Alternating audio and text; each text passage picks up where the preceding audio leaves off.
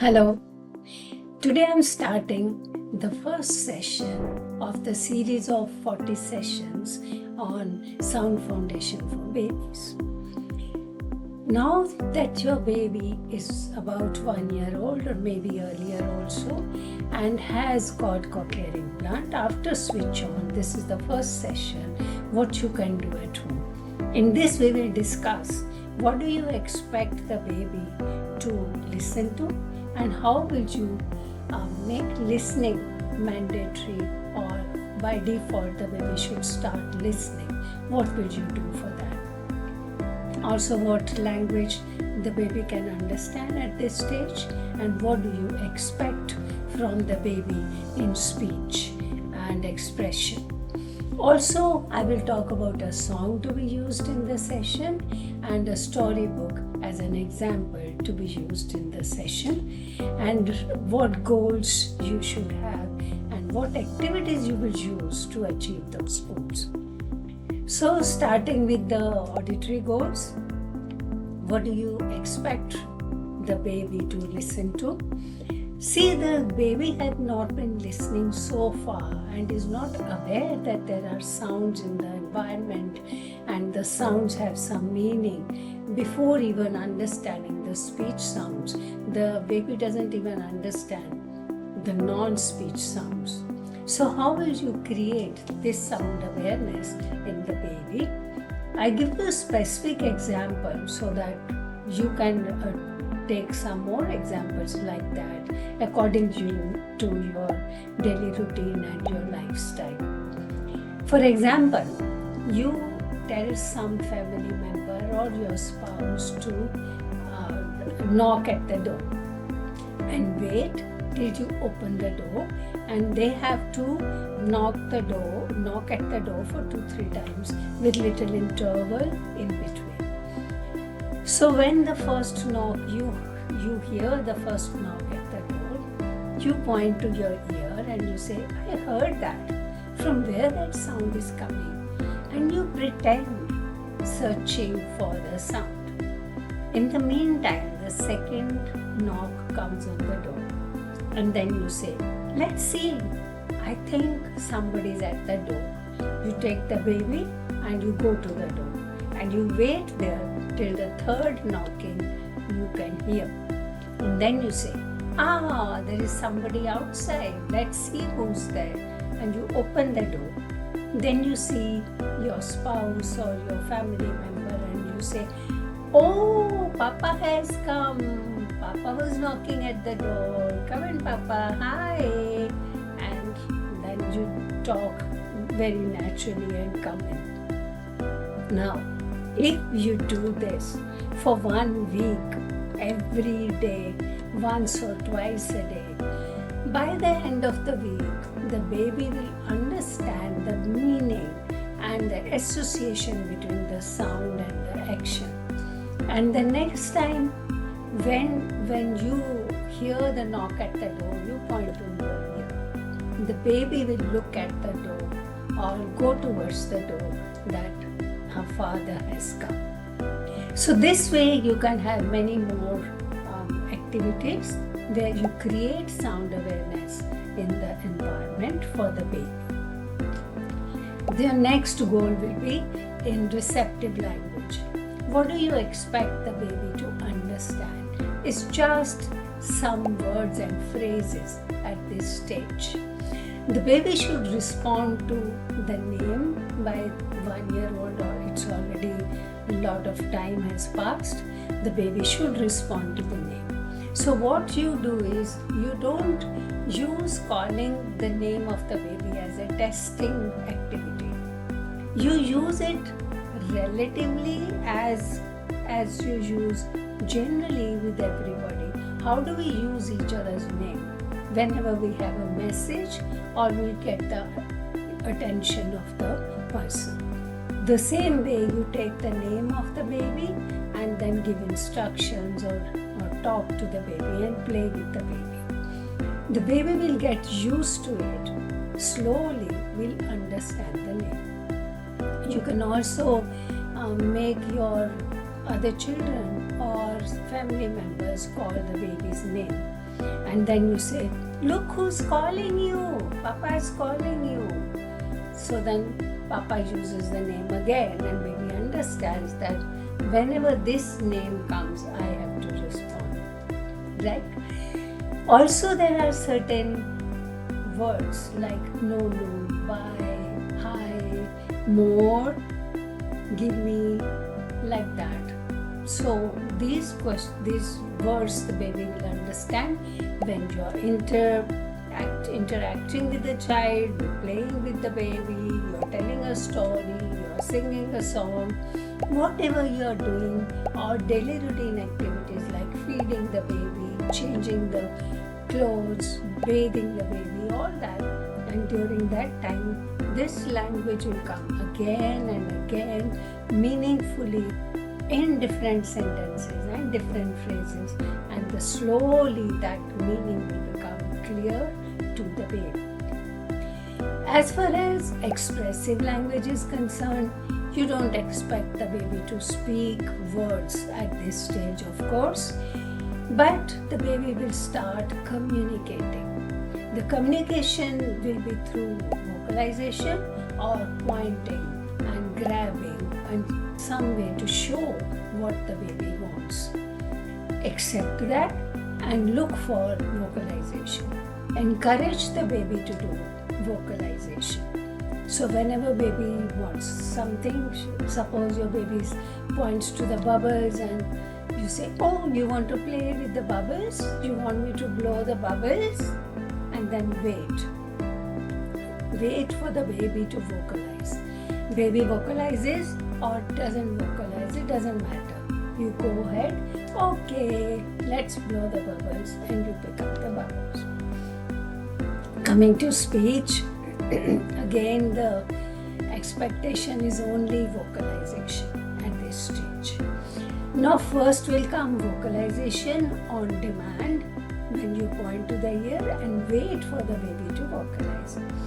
Then will come vocalization, which is spontaneous vocalization. So whenever the baby wants to communicate with you or want to tell you something, the baby will vocalize.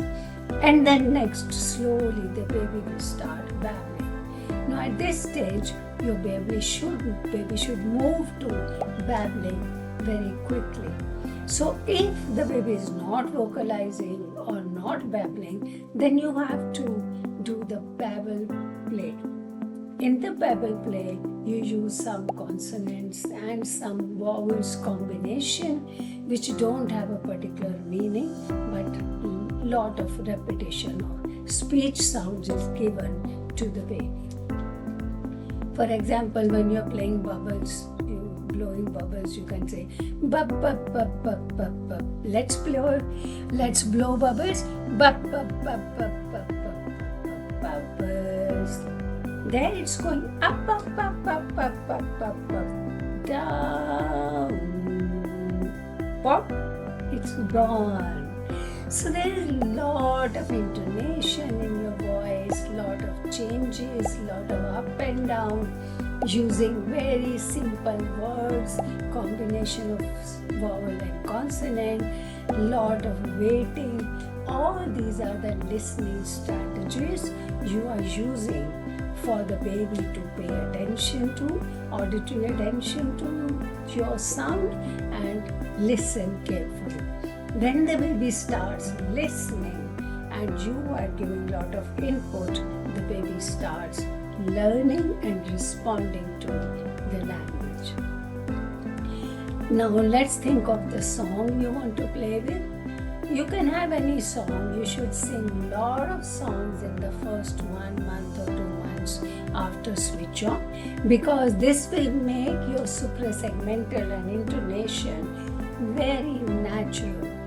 When we are talking, we are putting an intonation, but when we are singing, the intonation is very, very natural and applicable. I can think of a song, Pussycat. So you can have a toy, stuffed toy of Pussycat or any toy of a cat, and then you can sing the song. Sing, naughty Pussycat, you are very fat. pussycat, meow. You are very fat, meow. I can see the butter on your whiskers. You naughty pussycat, meow.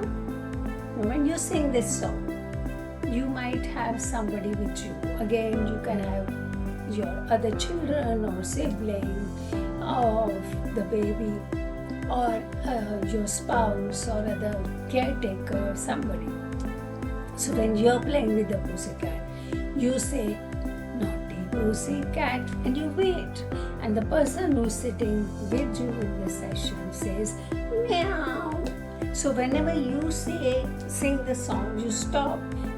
Your partner says, meow. Slowly, if you do it for 1 week, by the end of 1 week, you will notice that when you keep quiet and nobody, even your partner, doesn't say meow, the baby will try to imitate meow. The baby might say, ow, ow. Baby might not be saying meow completely, but some speech pattern will be there. So the baby is learning. Okay. Thinking of story. You remember I told you in the first session, introduction session, that we should have big books for the babies, thick books, and every page should have only one picture, no clutter of picture. So I have picked up this book for this session, Where is Spot? The babies understand the question very, very fast and very early. So this is the story of a dog, and the dog's name is Spot. So you open the book and you say, where is Spot? Where is Spot?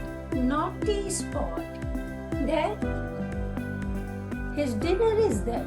Where is he gone? Spot, where are you? Where are you? And then you open the next page. And then you show the page to the baby. And you say, is he behind the door? Let's see. Knock, knock. Open the door. Knock, knock. Open the door. And then you take the flap off and you say, no, he's not there. Then you go to the next page. And the next page you say, Spot, where are you? Is he in the cupboard? Spot, is he hiding in the cupboard? Let's see. Knock, knock. Knock, knock. And then you open the door. Open the cupboard. So, no, he's not there. And then you go to the last one and you say, where is Spot? Is he hiding in the basket? Open the lid. Knock, knock. Yes, there he is. He's hiding in the basket. So you open the flap and hold it and say, come out, Spot. Come out. And the Spot comes out and he's having his dinner. And then you get the sound, yum, yum, yummy. The Spot is eating. Yummy, yum, yum. Now, whenever you're feeding the baby, you can use this story. If you're feeding the baby 3 times a day, you can use the book 3 times a day. Depends upon the baby. If the baby is not interested, change the book. But children generally love repetition. And you will see that at some stage, the baby will try to open the flap and see what is behind that. Another thing you can use the critical strategies, listening strategies here is, which we say auditory presentation before visual presentation. So you first say, let's see who's behind the door. Spot is not there. Who is there? And Then you open and then you say, no, Spot is not there. There is wait and pause, one strategy. There is auditory presentation before visual, second strategy. And then there is your speed, there's a lot of intonation, suprasegmental, that is third strategy. And you are waiting, and there's a lot of repetition of language, which is fourth strategy. So you're using 4-5 strategies in this. And the fifth one is you're very close to the baby. You are in the auditory bubble of the baby. What is auditory bubble? The baby cannot listen from a far distance initially. Slowly the distance increases. At this stage, the auditory bubble is 1 meter. That means wherever you are sitting and standing and singing and telling story and talking to the child and playing, you should be within 1 meter diameter. So that your distance between you and the baby should not be more than 1 meter. So when the baby is sitting in your lap and you're holding the book like this in front, and both of you are looking at the book, you are using the strategy of joint attention.